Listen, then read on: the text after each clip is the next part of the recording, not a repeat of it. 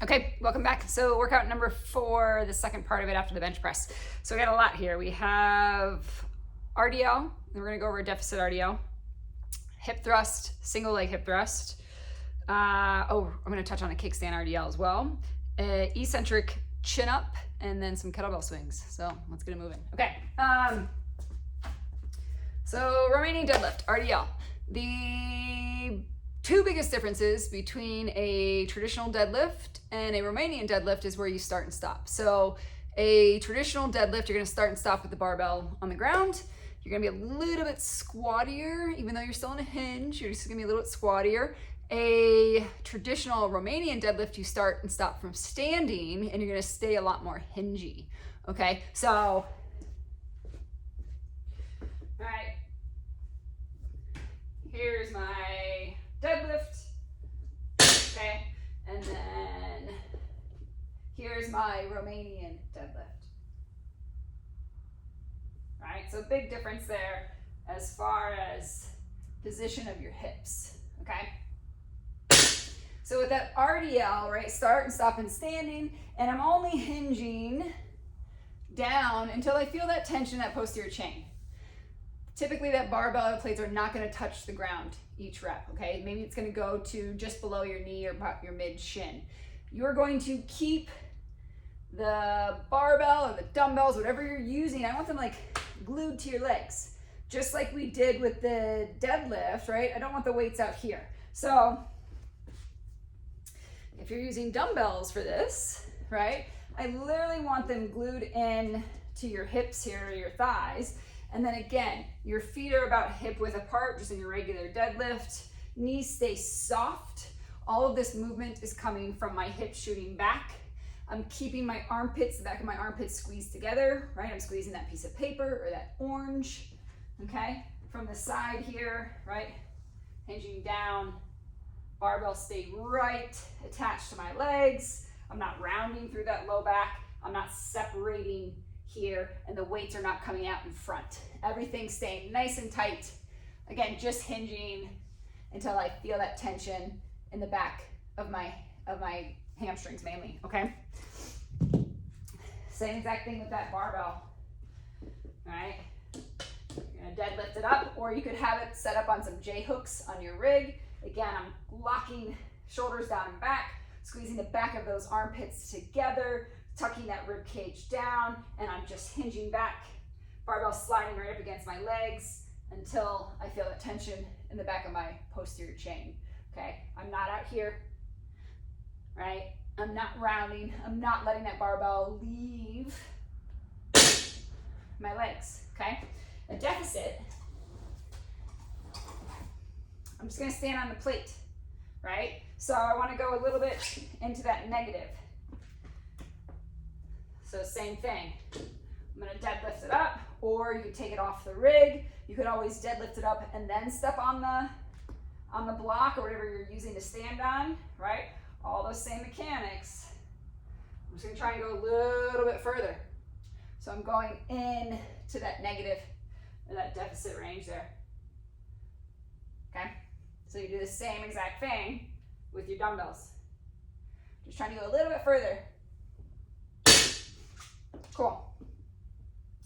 So let's talk about hip thrust. So a hip thrust is different than a glute bridge because our back is supported against the bench or a box, right? So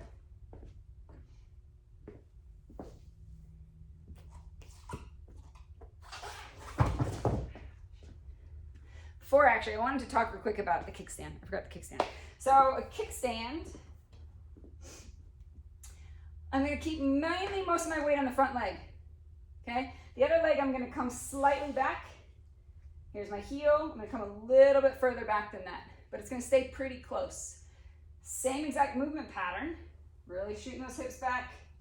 80% of my weight is on this front working leg, okay? I'm gonna feel the tension in the back of that front working leg. And again, I'm just coming down till I feel that tension, not all the way to the ground. Okay, so from the other side, find my heel, I'm gonna come slightly back. Feet are gonna stay about hip width apart. right? Dumbbells or my barbell, same exact thing. Hinging forward, keeping 80% of my weight on this front leg. I'm gonna feel it predominantly here. I'm not gonna feel much on the leg that's back. That leg is there to help keep me nice and stable. I prefer to do these versus a single leg RDL, right? Because there's so much balance and compensation that occurs in a single leg that we don't really get to work on strength that much. So a kickstand is a great way to be more single-sided, but continue to work on strength and take balance out of the equation. So later in a couple weeks, you'll start to see some kickstand stuff, okay? All right, so now hip thrust. So bench or a box. If you're a shorter person, you might prefer a box that's not as tall as a bench, because the bench you might kind of have to hoist yourself up onto. And when we start to load up with a barbell for a barbell hip thrust, I would rather not have you try and work your way up there. I'd rather have you use a lower box. Soft boxes are ideal, or you could use a hard box and put like a yoga mat, or something over it to help not be so tender in the back. So we want our back to line up with whatever surface we're using right towards the bottom of our shoulder blades, okay? That's where the pivot point is right at the bottom of your shoulder blades. So I want to get lined up so the bottom of my shoulder blades are against whatever back bench or box that I'm using, okay? My arms are out for a little bit of stability, but I don't want to use my arms to drive into that bench. I want my knees at the top of my hip thrust to be in about a 90-degree angle, so you can always adjust that when you get up. You want most of the drive to come through your heels. Okay, so again, think that mid-foot back heels, right? So I want to keep nice and tucked here. I don't want to flare that rib cage. So at the top of the hip thrust, I like to tell people, just keep looking down at your knees, okay? And that will help prevent you from flaring open at the top. That's going to help us keep that posterior chain engagement. So base of shoulder blades, arms are supported. I'm going to brace my core. I'm going to drive up through my heels and come straight up here at the top. So I'm going to walk my feet out a little bit. I want that 90-degree angle at the knee, okay? So again, I'm gonna stay nice and tucked. I'm gonna drop my hips down, keep looking at my knees. I'm gonna drive through those heels, straight up to a nice straight plane or plank position here at the top, okay? Again, what I don't want at the top is for you to do this. All right, so super important, stay tucked here. If you want at the top, you can do a little bit of a posterior pelvic tilt to get more glute engagement, or you can add a band. Just want to make sure you don't hyperextend through that low back, okay? Some of us have a single leg hip thrust, so here you're just going to center one leg a little bit more. Biggest thing here is that we keep our pelvis nice and level. We don't want our pelvis to drop down to the side of the leg that's up in the air, okay? So from here, one leg is up. I'm going to drop my hips down. I'm going to drive through that heel, right? Keep a nice level pelvis. Get some good glute engagement there at the top. If you find that you're coming up and like this is happening, do that kickstand position. So find your toes this time. You're gonna have your heel down to the other foot, right? Again, 80% of my work is happening with the leg that's fully down or foot that's fully flat. Your other legs just help keep you stable, okay? What else do I wanna say there? I think that's pretty good. Okay, cool. Of course, if I think of something, I'll come back. All right, so our next one. Ooh, an eccentric chin up. So you can use a band. You could even use like, if you're at the gym, one of those Gravitron machines. But the focus of the eccentric chin up is that you're not wasting the energy on the pull up. It's all on the down, okay? So if you need to jump up, whatever it is, I'd rather have you jump up, get up there, and then you're really slowly, as slow as you can, you're gonna lower yourself down. And I want you to think about staying in a nice hollow hold position. Keep nice and engaged. So let's see, can you see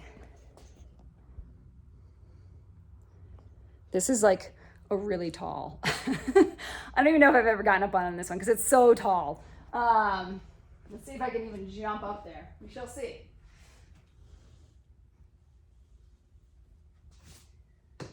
Oh yeah, I can. Okay. So Chin up is where your palms are facing you, right? Again, if you can do a pull up or chin up, go ahead. So your first option would be pull yourself up, right? Nice hollow hold position.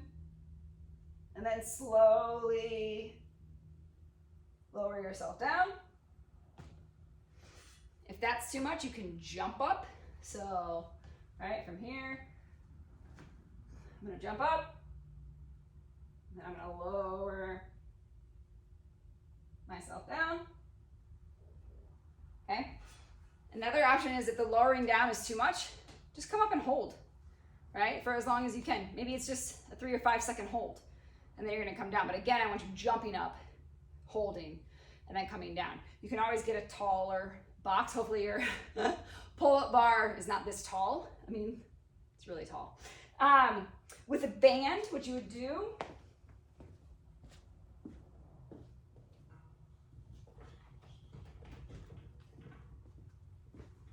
get your band, loop it around.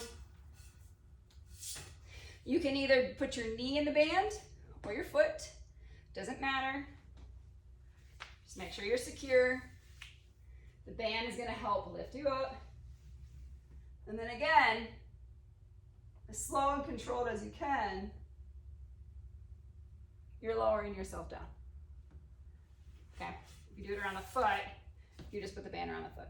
Cool. So the whole focus there is a controlled lower, or it's a controlled static hold, and then you're coming down, right? Stay in that hollow hold position. Don't let your shoulders hike up, keep them down.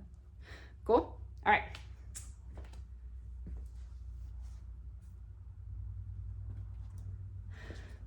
Kettlebell swing. I love these, and I see so many of them done all sorts of fun ways. So with a kettlebell swing, let's just go over that technique. I should make this like a separate video too. Let me grab a kettlebell. That band is dusty.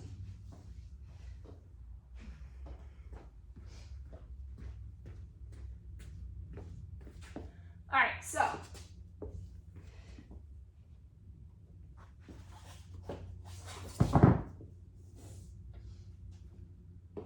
when you start and stop your kettlebell swing, you always want to be about a foot behind the bell because you never want to start and stop it from a dead hang, okay? So you're going to start about that foot back. From here, I'm going to hinge. So I'm going to tuck that rib cage down. I'm going to chop my hips back, okay?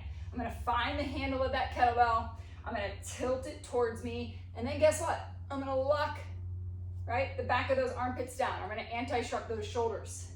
So it's a lot of what we've already been doing, okay? So, rib cage, chop, handle, tilt it towards me, close the back of my armpits down as much as I can, get those lats to engage. From here, my initial swing is a hike back, and then just up to shoulder height, okay? So each time, I want you to think about reaching that kettlebell back as if you're gonna hike it to someone. Okay, at the top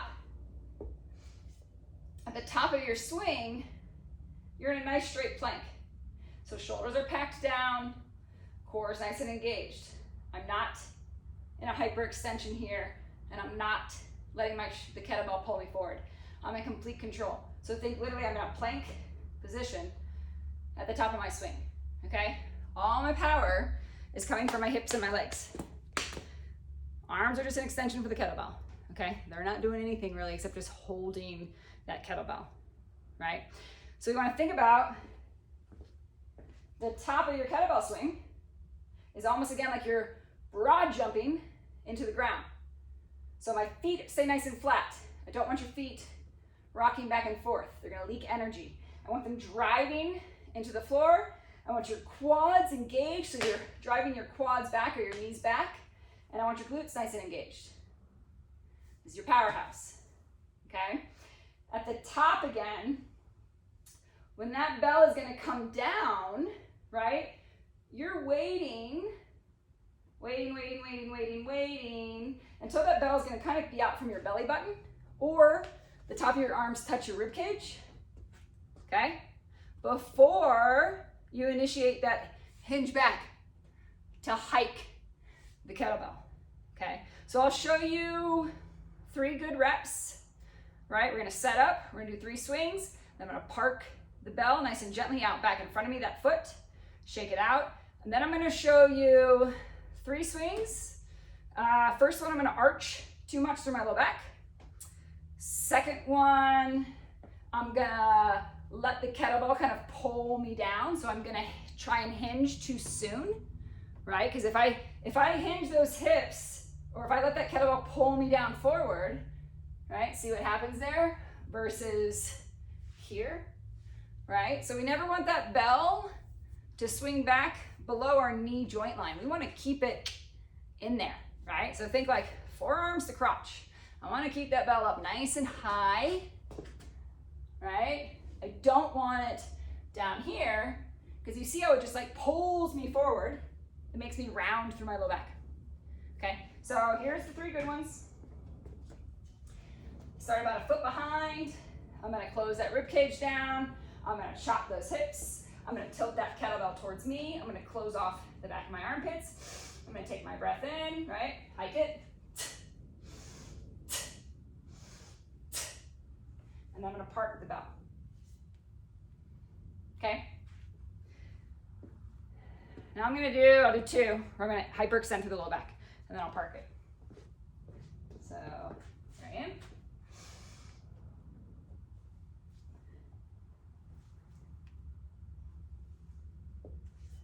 All right, now you've all seen that. We don't want to do that. Now I'm going to do 2 where I let the bell pull me down, and I'm going to hinge too soon, okay?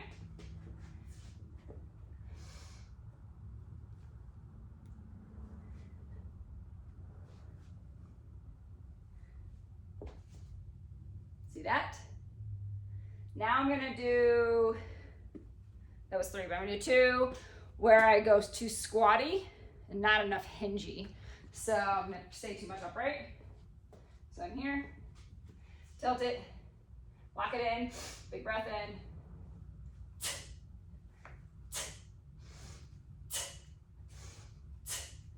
All right. Now I'm gonna do again, 3 to 5 with good form. Okay, my breathing, it's a right at the top, when my hips fully extend. So you'll notice each time that my hips extend, and then I breathe in as I come down, right? As I come up, hips come to full extension. Okay, so pay attention to that. That could come later, but that really helps with being able to do multiple swings at a heavier weight if you can control that breathing pattern, okay? So, last time, here I am, right? My feet are about squat stance for me. I'm gonna tuck that rib cage. I'm gonna chop those hips back. I'm gonna tilt that kettlebell towards me. I'm gonna grip that handle. I'm gonna close off the back of my armpits. My initial swing is a hike back. I'm gonna take my breath in, hike it.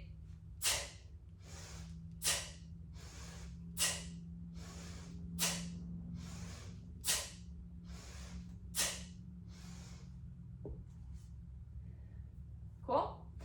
Then do a single arm swing. Same thing, just doing one arm, right?